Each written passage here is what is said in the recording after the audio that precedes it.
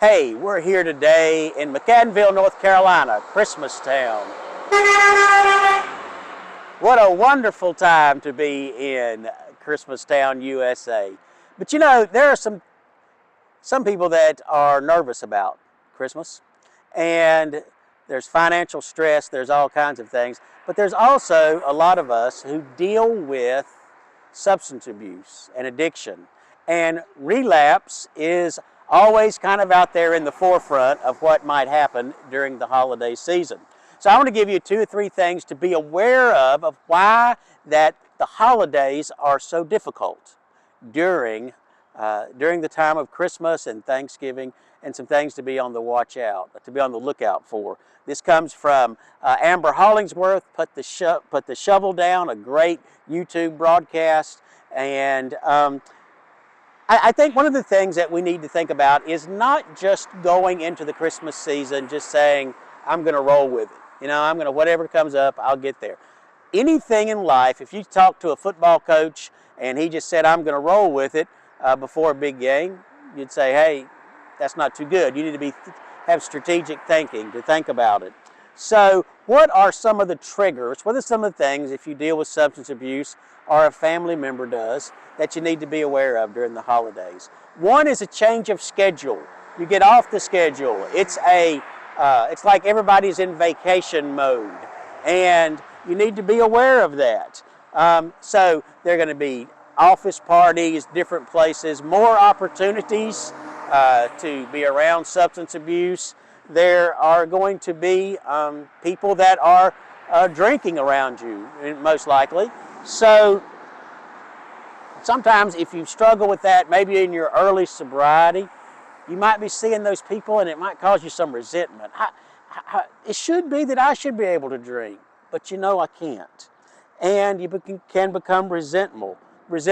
And sometimes you notice maybe these parties are not as fun because, to be honest, if you're around a bunch of people getting drunk and you're sober, it may not be as fun as you thought it would be. So here's what I want to mention. Here's a scripture text from 1 Corinthians chapter 10.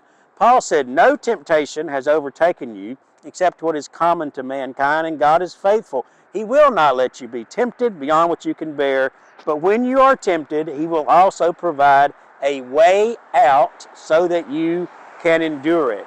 So one of the things we need to think about is some strategic thinking. One of the things you might want to think about is an escape route. There's nothing wrong with escaping when you're dealing with temptation. The Bible talks about that. So if you're at a place, think about, if I'm really struggling, what can I do? Where can I go? The other thing is a wingman, somebody that you can go with that can say to you, all right, let's get out of here. We've got to give you some help. One of the next things that's a temptation that you have to deal with is just the very awkwardness, especially if you're in early sobriety. People come up to you and they say, hey, why aren't you drinking? Why don't you have one with me? And sometimes you just need to, probably the best is just to be direct, Ms. Hollingsworth says, and just say, I'm not drinking anymore. Sometimes that might be too hard, though, if you're initially trying to get over this. So you might just, if you have to, do what I call the Rahab. You know, Rahab told a couple of white fibs to save the Israelites. You might just say, I'm on some medicine. Or you might say, I'm the designated driver. Listen, you're likely not going to see these people again, so let them know that. Now, you're probably going to have to directly address this at some point, though. So that's just something to make through. Also, be aware of what she calls the motor mouse. The motor mouse are, maybe you made it through the family reunion, you made it through the party, but when you leave, there's all these voices talking to you in your mind about, oh, if I could just have had a drink, or if I could have just done something like that. Don't entertain that. Don't bring them in on the couch. Let them go outside the door. So then the next thing, of course, is stress. We all deal with a lot of stress. Be ready for that. So be ready for getting off the schedule, be ready for awkwardness, and be ready for stress. Thinking strategically. That's what we need to do. And if you have someone you love, help them also through those times. Listen, God bless you.